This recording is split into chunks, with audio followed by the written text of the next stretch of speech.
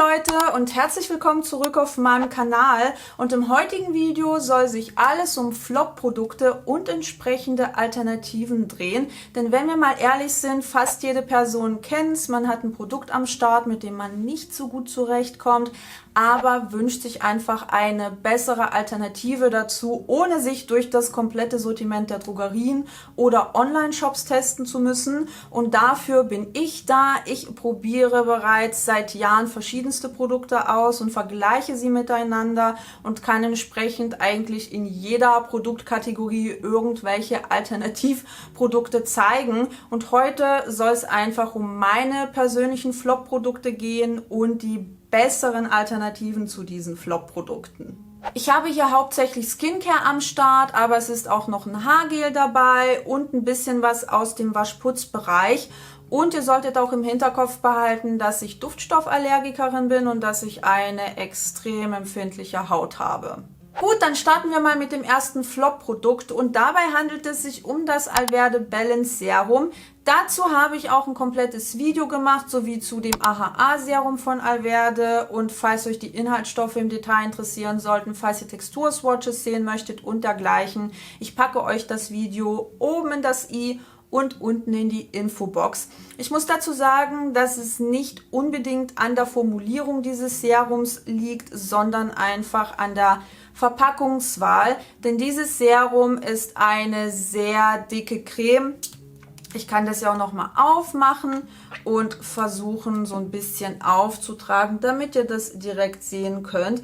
Und deshalb ist der Dropper für dieses Produkt überhaupt nicht geeignet. Es ist eine doch recht dicke Creme und dadurch kann man die mit dem Dropper nur sehr schwer dosieren. Aber an sich macht die ein wunderschönes Hautgefühl, ist sehr, sehr angenehm und hinterlässt auch so ein super schönes, wässriges Finish. Aber wie gesagt, diese Verpackung ist ein absoluter Flop und es macht auch überhaupt keine Freude, dieses Produkt zu benutzen. Ich meine, die Konsistenz ist so fest, dass ich das Ganze so umdrehen kann, ohne dass da was rauskommt. Das entspricht meiner Meinung nach nicht unbedingt der Definition eines Serums und deshalb benutze ich das persönlich nicht so gerne und möchte euch dementsprechend auch zwei Alternativen zeigen, die auch aus dem Naturkosmetikbereich kommen und die ihr auch in der Drogerie bekommen könnt.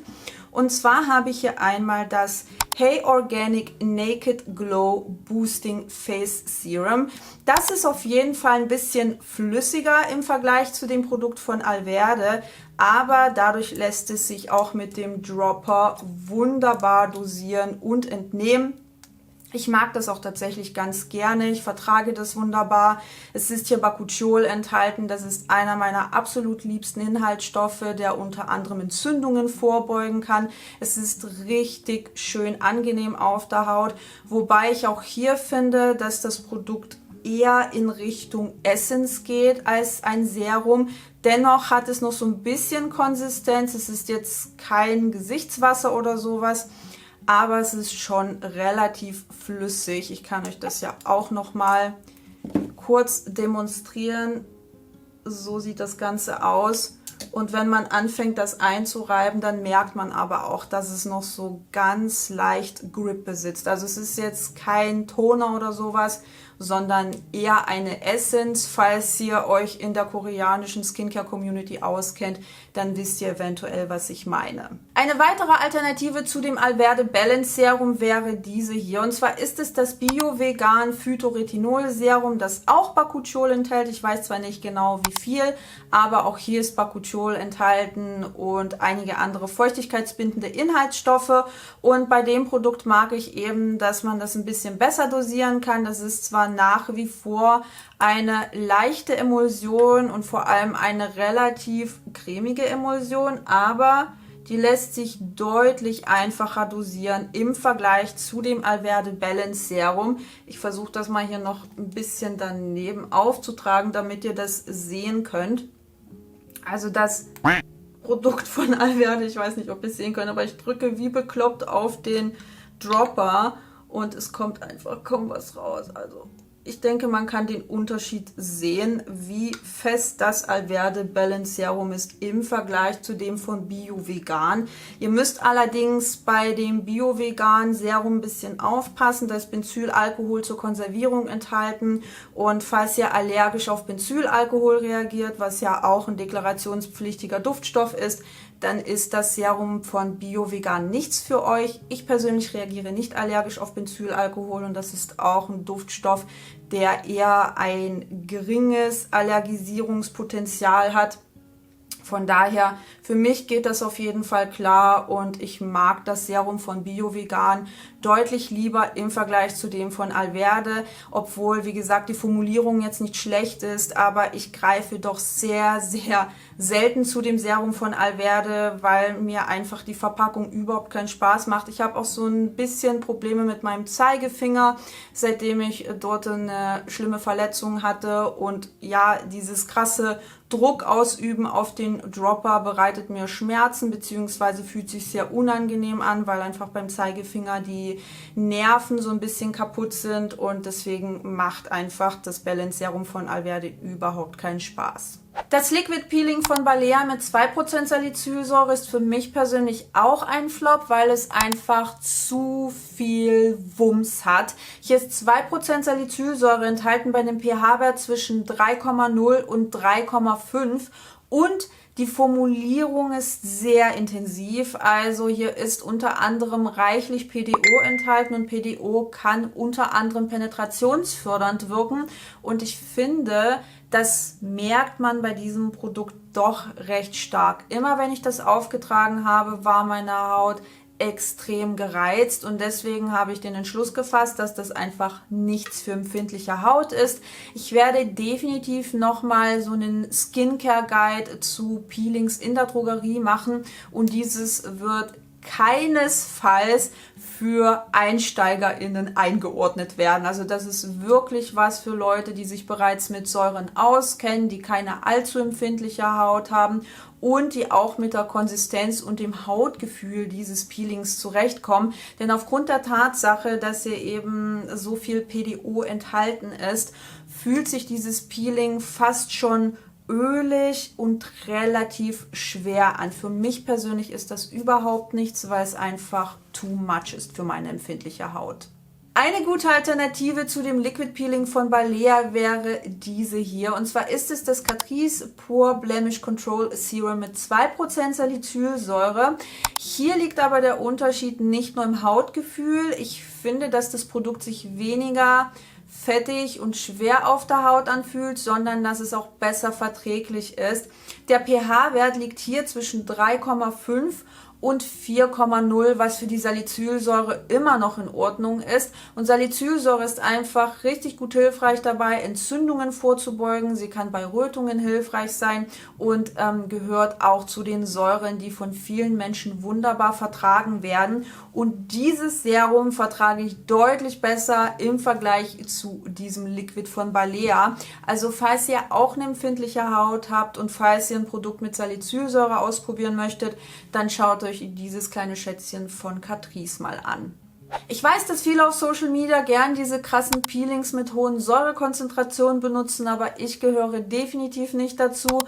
Meiner Haut ist das too much, die ist jedes Mal gereizt, wenn ich so ein Produkt verwende. Deshalb benutze ich das auch gar nicht mehr und habe selbstverständlich eine Alternative parat, die auch aus dem Hause Catrice kommt. Und zwar ist es der neue Glow Skin Renewal Toner mit 5% Gluconolacton und 3% Glykolsäure, und das bei einem etwas höheren pH-Wert im Vergleich zu diesem roten Peeling von Catrice. Entsprechend vertrage ich dieses Produkt natürlich deutlich besser. Ich finde es auch recht angenehm für abends, und Gluconolacton ist auch wunderbar verträglich. 3% Glykolsäure würde ich auch als sehr einsteigerinnenfreundlich einschätzen, und wie gesagt, auch aufgrund der Tatsache, dass der pH-Wert hier zwischen 3,5 und 4,0 liegt, ist das natürlich so ein bisschen milder zur Haut. Ich finde es, wie gesagt, super, super angenehm, aber ihr dürft natürlich auch nicht vergessen, dann jeden Tag Sonnencreme aufzutragen, wenn ihr regelmäßig auf Peelings zurückgreift.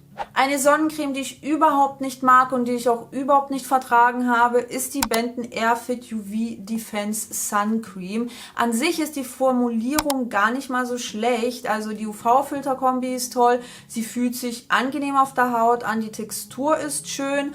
Aber aufgrund des Rosmarinöls vertrage ich die überhaupt nicht. Ich brauche die wirklich nur aufmachen und so ein bisschen dran riechen und schon kommt mir dieser krasse Rosmarinduft entgegen. Ich habe die 2-3 Mal aufgetragen und jedes Mal wurde es schlimmer mit dieser Sonnencreme. Also bei meinem ersten Versuch, ich hatte ja auch ein First Impressions Video dazu gemacht, habe ich das gar nicht als so extrem wahrgenommen, aber nachdem ich sie mehrfach wieder aufgetragen habe, habe ich gemerkt, wie sie zunehmend auf meiner Haut gebrannt hat und das wurde irgendwann so dermaßen unangenehm, dass ich diese Sonnencreme nicht mehr benutzen konnte. Eine Alternative dazu wäre für mich persönlich auf jeden Fall diese Sonnencreme von Beauty of Joseon. Die finde ich so großartig. Die ist ähnlich formuliert wie die Sonnencreme von Benton, aber sie riecht halt nicht nach Rosmarinöl, sie brennt nicht auf meiner Haut, lässt sich super verteilen, man kann sie ohne Probleme in der entsprechenden Menge auftragen und ich habe die auch mit meiner liebsten Sonnencreme von Isntree verglichen, also dem Isntree Hyaluronic Acid Watery Sun Gel, falls ihr den Vergleich sehen möchtet und sehen wollt, wie die sich auftragen lässt, wie sie auf der Haut aussieht. Ich verlinke euch das Video einfach unten in der Infobox und das ist für mich persönlich einfach eine bessere Alternative zu dieser grünen Sonnencreme von Benton, die ich aufgrund des Rosmarinöls überhaupt nicht vertrage. Die Suspension von The Ordinary mit Acelainsäure mögen ja super viele Menschen. Ich persönlich gehöre nicht dazu, weil ich hier einfach keinerlei Effekt feststellen konnte. Ich habe das Produkt immer wieder benutzt, ich habe es punktuell aufgetragen, ich habe es in dicken Schichten auf mein komplettes Gesicht aufgetragen, aber das Einzige, was mir dieses Produkt beschert hat, ist eine gereizte Haut ohne jeglichen positiven Effekt. Und deshalb musste ich einfach feststellen, dass hier das Kosten-Nutzen-Verhältnis ja so ein bisschen im Ungleichgewicht ist, weshalb ich die Acelainsäure als Inhaltsstoff irgendwann aufgegeben habe. Dabei ist Acelainsäure ein großartiger Inhaltsstoff, der vor allem bei Hyperpigmentierung extrem hilfreich sein kann. Aber es kommt wahnsinnig auf die Konzentration und das entsprechende Produkt an. Deshalb habe ich irgendwann dieses Lumicella A15 Serum von Face Theory entdeckt und hier kann ich definitiv einen Effekt auf meine Haut feststellen. Klar, hier reizt die Acelainsäure auch so ein bisschen meine Haut, also es kann ab und zu mal so ein bisschen jucken, was bei Acelainsäure relativ normal ist, aber ich kann auch einen positiven Effekt auf meine Haut feststellen. Die Pickelmale werden weniger, die Hyperpigmentierung wird weniger, wenn ich sie lokal auftrage. Und ich vertrage das Produkt ansonsten wunderbar, mal abseits von diesen typischen Nebenwirkungen der Acelainsäure. Es ist wirklich ein tolles Produkt und mit 15% Acelainsäure könnt ihr auch auf jeden Fall mit einem gewissen Effekt rechnen. Also da gibt es auch etliche Studien dazu, dass Acelainsäure in dieser Konzentration positive Effekte auf die Haut haben kann. Und ich glaube auch, dass es mitunter daran liegen kann, dass ich bei dem Produkt von The Ordinary keinen positiven Effekt feststellen konnte. Dieses Gesichtswasser von Salthouse habe ich mir zugelegt, weil mich die Formulierung angesprochen hat und weil ich mich auch extrem gefreut habe, dass es komplett unparfümiert ist. Aber wie ihr am Füllstand erkennen könnt, benutze ich das nicht allzu gerne, denn ich musste feststellen, dass immer wenn ich dieses Gesichtswasser verwendet habe, dass irgendwas mit meiner Haut passiert ist. Also sie wurde so ein bisschen unruhiger und das Produkt klebt auch extrem, weshalb ich einfach ungern darauf zurückgreife. Und deshalb ist meine persönliche Empfehlung als Alternative dazu dieser Isana Pure Toner. Also mit dem habe ich zumindest keinerlei Probleme, was meine Haut betrifft.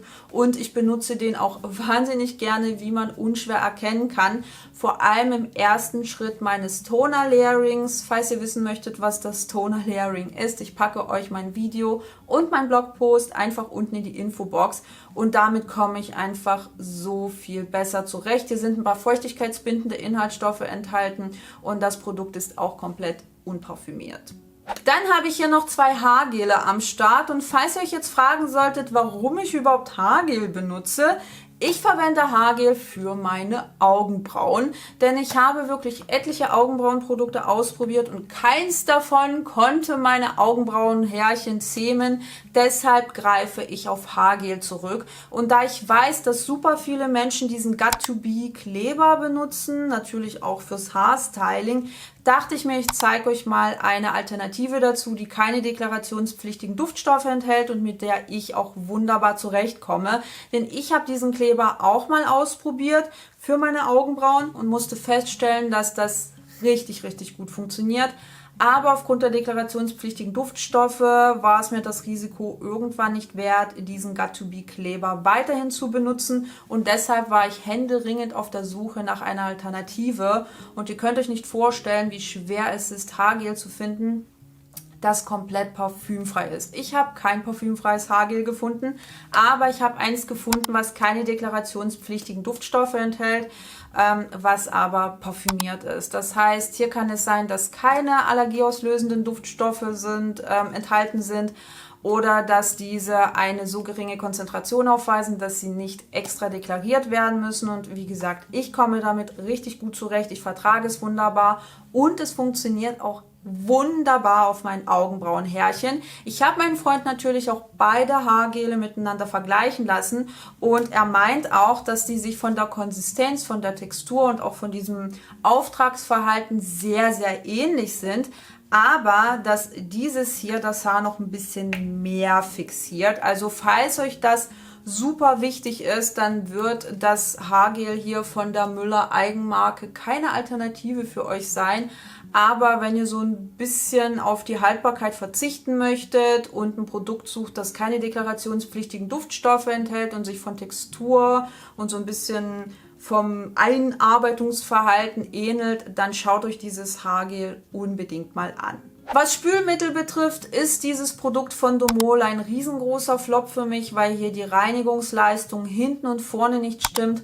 Denn bei Spülmitteln ist es extrem wichtig, dass die auch bei niedrigen Temperaturen eine gute Reinigungskraft aufweisen. Und wenn ich mein Geschirr 4-5 Mal waschen muss mit einem Spülmittel, dann zeigt mir das, dass das Spülmittel einfach nicht funktioniert. Und ich habe hier leider auch nur einen Rossmann in meiner Wohngegend. Das heißt, ich bin auch darauf angewiesen, mir Spülmittel aus dem Rossmann zu kaufen. Und bis dato gab es ein einziges Spülmittel ohne deklarationspflichtige Duftstoffe, ohne Parfümierung bei Rossmann, und zwar dieses hier. Das heißt, ich musste leider immer wieder dieses Spülmittel kaufen, wie gesagt, aufgrund meiner Duftstoffallergie, und musste es erstens überdosieren, zweitens super viel Wasser verwenden, um mein Geschirr zu spülen. Ja, wir haben auch eine Geschirrspülmaschine, aber es gibt immer noch Geschirr oder irgendwelche Sachen, die man nun mal per Hand aufwaschen muss, und da habe ich einfach auch keinen Bock, ein Spülmittel mit Duftstoffen, mit Parfüm zu verwenden, zumal ich die Sachen auch schmecke. Also immer, wenn mein Freund irgendwas abspült und irgendein anderes Spülmittel verwendet, was parfümiert ist, dann schmecke ich das auch. Und das ist so dermaßen unangenehm, weshalb ich es wirklich schade finde, dass es nur dieses Spülmittel gab bei Rossmann, aber mittlerweile hat sich was getan und es gibt ein zweites Produkt ohne Parfümierung bei Rossmann und das ist so viel besser im Vergleich zu diesem hier von Domol. Erstens brauche ich hier deutlich weniger Produkt. Zweitens reinigt es auch deutlich besser im Vergleich zu dem von Domol. Und ich weiß, dass auf der Rossmann-Seite viele geschrieben haben, dass da anscheinend irgendwas umformuliert wurde, aber dass die sich da nicht so sicher sind, aber dass irgendwas anders ist. Ich habe mir das Detergentienblatt von diesem Spülmittel angeschaut und es gab auf jeden Fall eine Version davor, die anders formuliert war. Deswegen kann es schon daran liegen, dass es die Umformulierung ist, die dazu beigetragen hat, dass hier die Reinigungsleistung einfach auf einem niedrigeren Niveau ist als bei der Version davor. Aber ich bin so happy, dass ich jetzt eine Wahl habe und zu diesem Spülmittel von Pril greifen kann. Das war's schon mit meinen persönlichen Flop-Produkten und den besseren Alternativen dazu. Ich hoffe sehr, dass das Video euch ein bisschen inspiriert hat, dass es hilfreich war und würde mich riesig freuen, wenn ihr mir ein Däumchen nach oben da lasst und wenn ihr meinen Kanal abonniert, damit ihr keines meiner Videos mehr verpasst. Und dann sehen wir uns beim nächsten Mal. Ciao!